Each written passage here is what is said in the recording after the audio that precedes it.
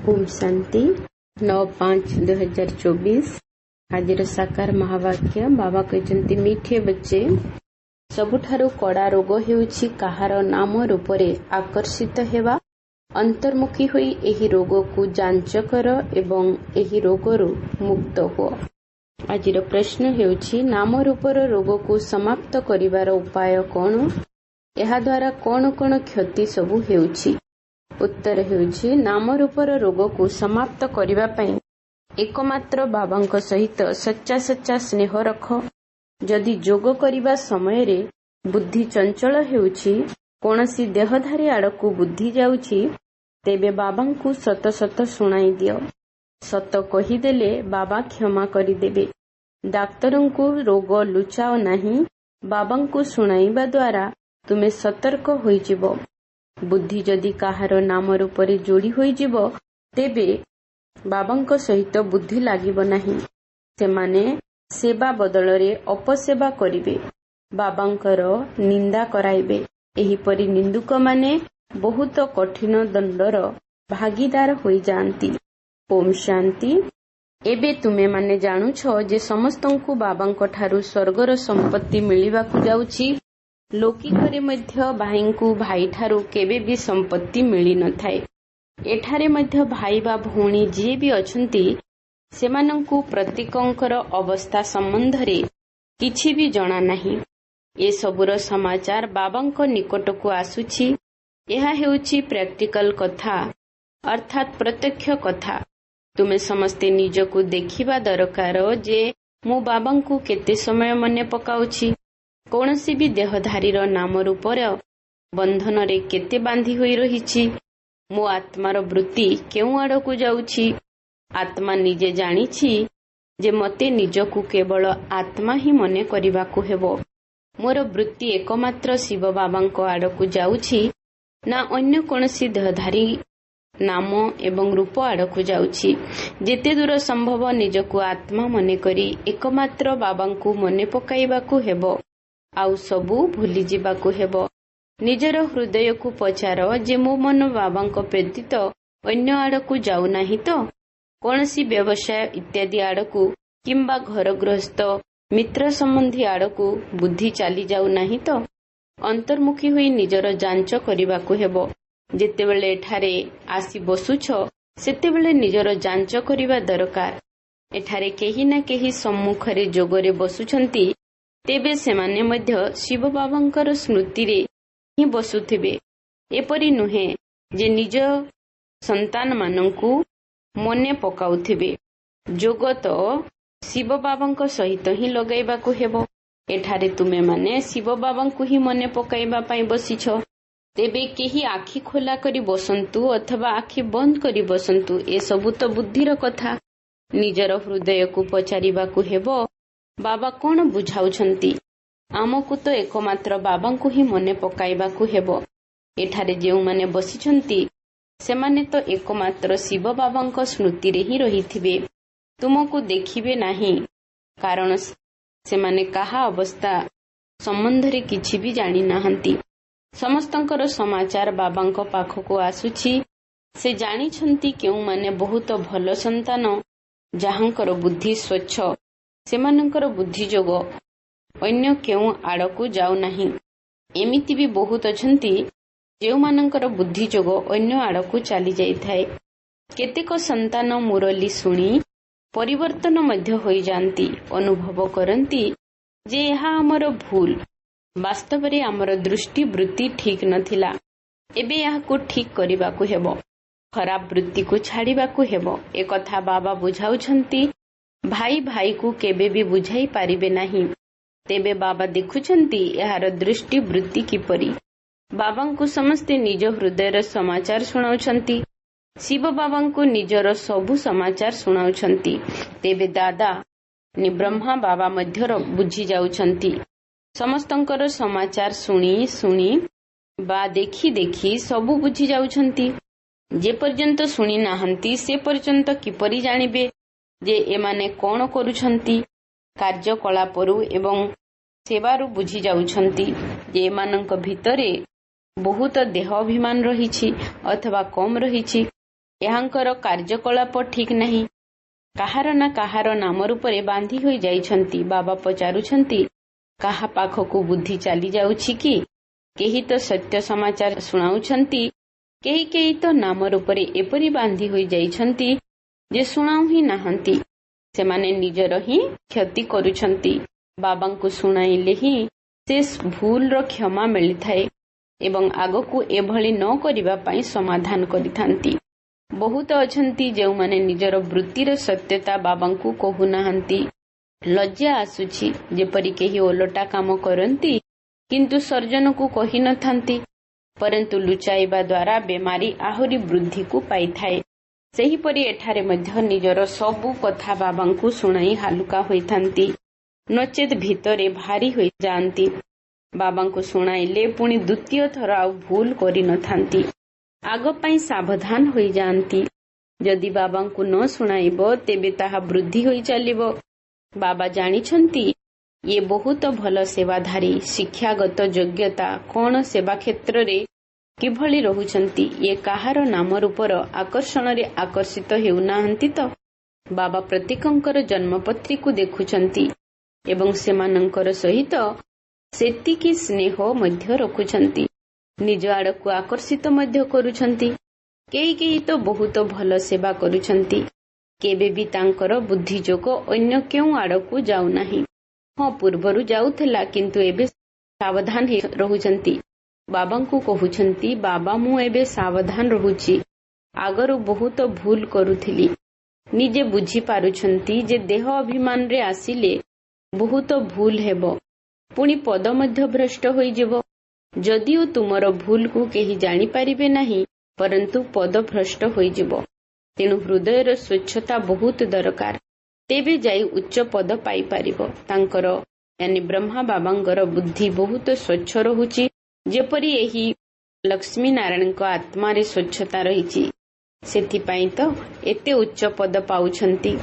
କାହା କାହା ପାଇଁ ବୁଝିବାକୁ ହୁଏ ଯେ ୟାଙ୍କର ନାମ ରୂପ ଆଡ଼କୁ ବୃତ୍ତି ଯାଉଛି, ଦେହୀ ଅଭିମାନୀ ହୋଇ ରହୁନାହାନ୍ତି। ସେଥିପାଇଁ ପଦ ମଧ୍ୟ କମ୍ ହୋଇଯାଉଛି।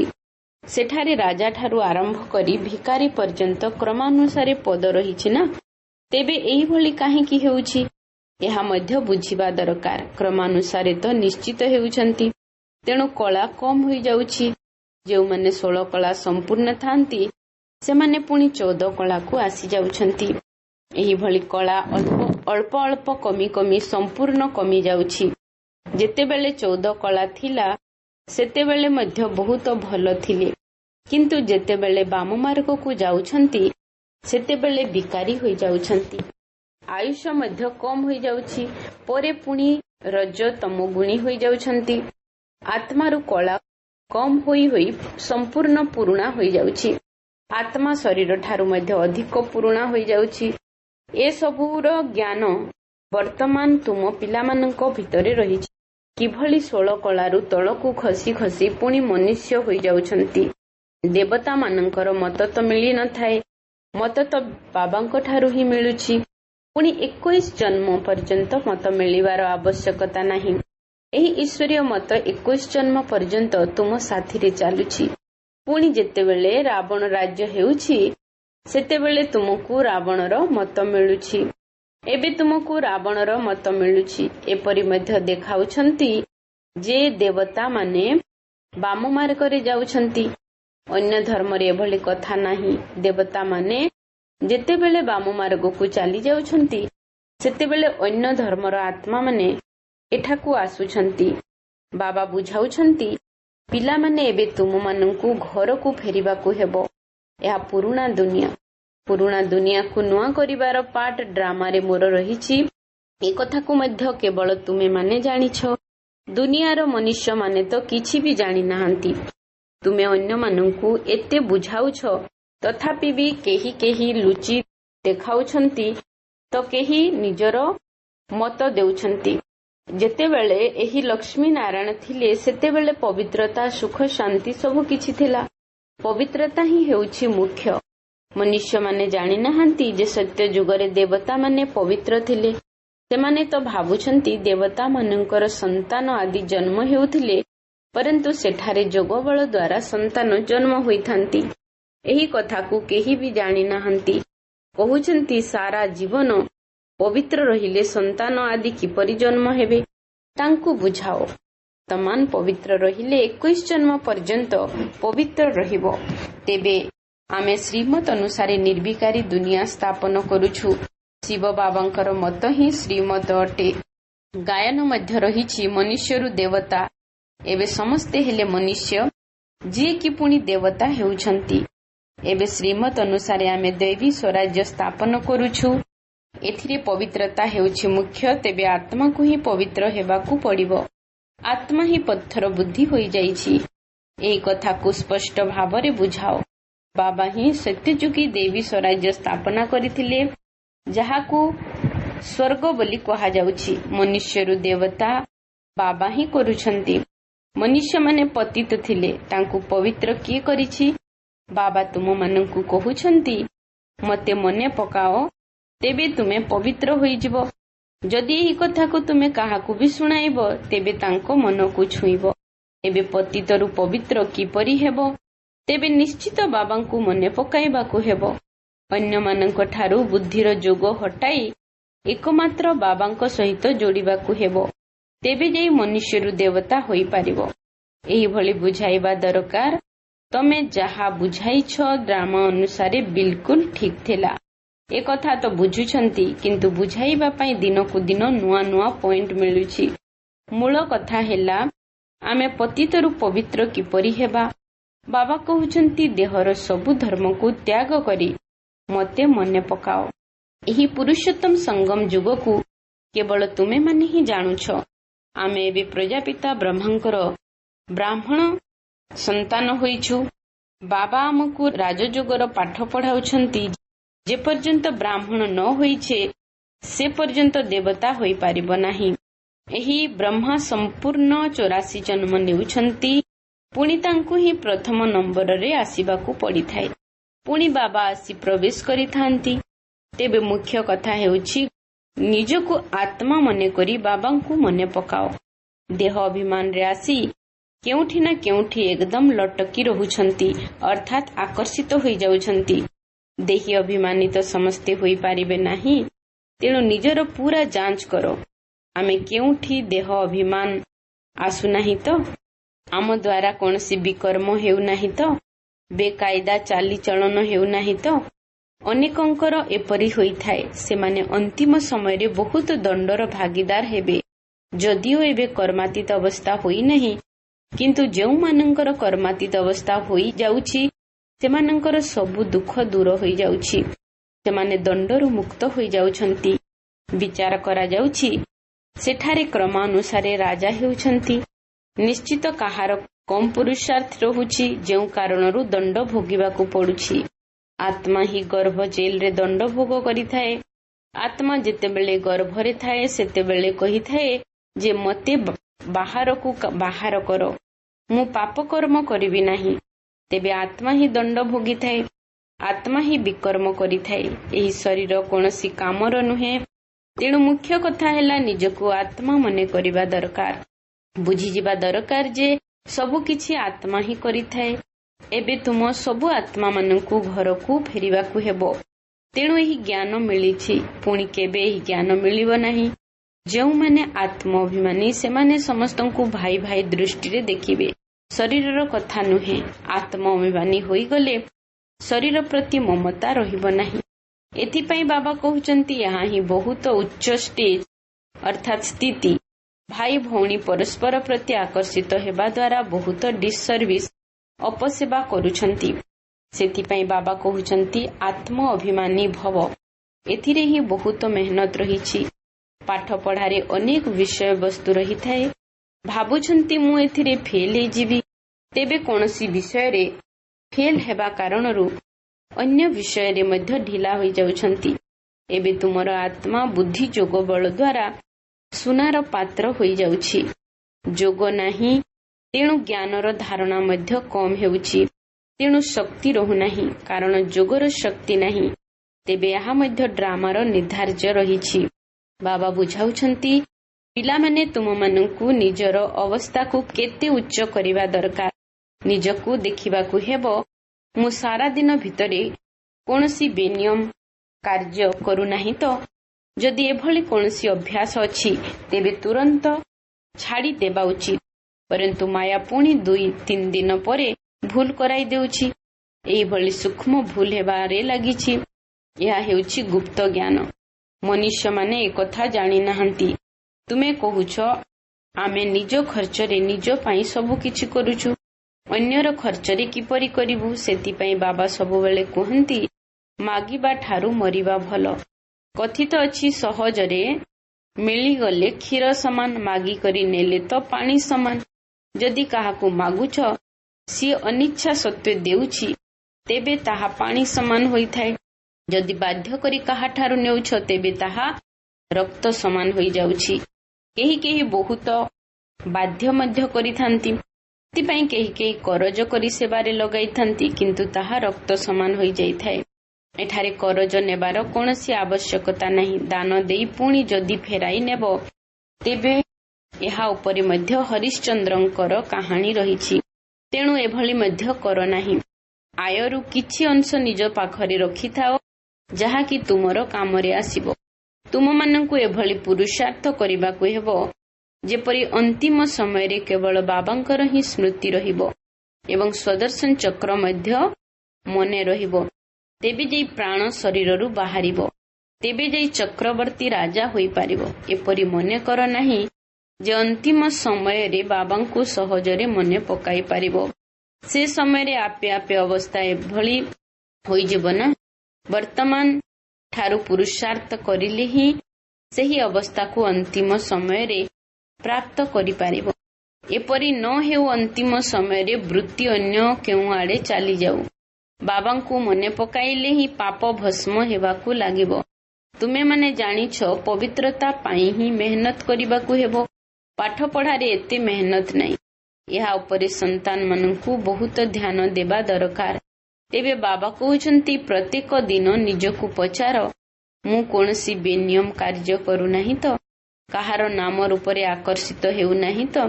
କାହାକୁ ଦେଖି ପାଗଳ ହେଉନାହିଁ ତ? କର୍ମେନ୍ଦ୍ରିୟ ଦ୍ୱାରା କୌଣସି ବେନିୟମ କାମ କରୁନାହିଁ ତ? ପୁରୁଣା ଶରୀରରେ ବିଲକୁଲ ସ୍ନେହ ରହିବା ଉଚିତ ନୁହେଁ।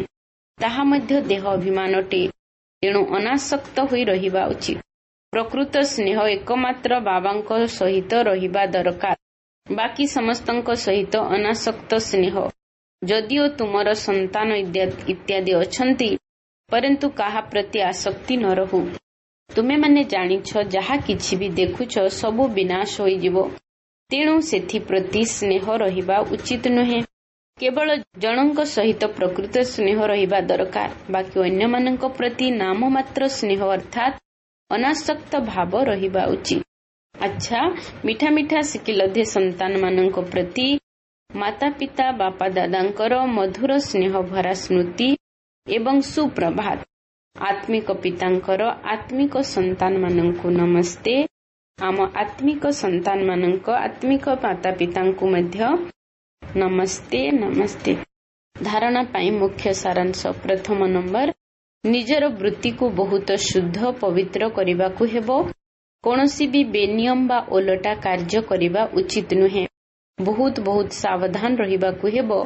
ବୁଦ୍ଧିକୁ କାହା ସହିତ ଲଗାଇବା ଉଚିତ ନୁହେଁ। ଦ୍ୱିତୀୟ ନମ୍ବରରେ ହେଉଛି ଅନ୍ତରର ସଚ୍ଚା ସ୍ନେହ କେବଳ ବାବାଙ୍କ ସହିତ ହିଁ ରଖିବାକୁ ହେବ। ଅନ୍ୟ ସମସ୍ତଙ୍କ ସହିତ ଅନାସକ୍ତ ବା ନାମ ମାତ୍ର ସ୍ନେହ ରଖିବା ଉଚିତ। ନିଜର ସ୍ଥିତିକୁ ଏପରି ଆତ୍ମାଭିମାନୀ କରିବାକୁ ହେବ ଯାହାକି ନିଜର ଶରୀର ପ୍ରତି ମଧ୍ୟ ମୋହ ନଥିବ। ଆଜିର ବରଦାନ ହେଉଛି ସ୍ୱରାଜ୍ୟର ସଂସ୍କାର ଦ୍ୱାରା ଭବିଷ୍ୟତର ରାଜ୍ୟ ଅଧିକାର ପ୍ରାପ୍ତ କରୁଥିବା ଭାଗ୍ୟବାନ ଆତ୍ମା ହୁଅ। ବହୁତ କାଳର ସ୍ୱରାଜ୍ୟ ଅଧିକାରୀ ହେବାର ସଂସ୍କାର ଭବିଷ୍ୟତରେ ମଧ୍ୟ ବହୁତ କାଳ ପର୍ଯ୍ୟନ୍ତ ରାଜ୍ୟ ଅଧିକାରୀ କରିଦେବ। ଯଦି ବାରମ୍ବାର ମାୟାର ବା ସଂସ୍କାରର ଭସୀଭୂତ ହୋଇଯାଉଛ, ଅଧିକାରୀ ହେବାର ସଂସ୍କାର ନାହିଁ, ତେବେ ରାଜ୍ୟ ଅଧିକାରୀମାନଙ୍କର ରାଜ୍ୟରେ ରହିବ, ନିଜର ରାଜ୍ୟ ଭାଗ୍ୟ ପ୍ରାପ୍ତ ହୋଇପାରିବ ନାହିଁ। ତେଣୁ ଜ୍ଞାନ ରୂପୀ ଦର୍ପଣରେ ନିଜର ଭାଗ୍ୟ ରୂପୀ ଚେହେରାକୁ ଦେଖ। ବହୁତ ସମୟର ଅଭ୍ୟାସ ଦ୍ୱାରା ନିଜର ବିଶେଷ ସହଯୋଗୀ କର୍ମଚାରୀ ବା ରାଜ୍ୟ କାରବାରର ସାଥୀମାନଙ୍କୁ ନିଜର ଅଧିକାରରେ ଚଲାଅ, ସେମାନଙ୍କର ରାଜା ହୁଅ, ତେବେ କୁହାଯିବ ସୌଭାଗ୍ୟଶାଳୀ ଆତ୍ମା। ଆଜିର ସ୍ଲୋଗାନ ହେଉଛି ସକାଶ ଦେବାର ସେବା କରିବା ପାଇଁ ବେହଦର ବୈରାଗ୍ୟ ବୃତ୍ତିକୁ ଜାଗ୍ରତ କର। ସକାଶ ଦେବାର ସେବା କରିବା ପାଇଁ ବେହଦର ବୈରାଗ୍ୟ ବୃତ୍ତିକୁ ଜାଗ୍ରତ କର। ଆଚ୍ଛା, ଓମ୍ ଶାନ୍ତି।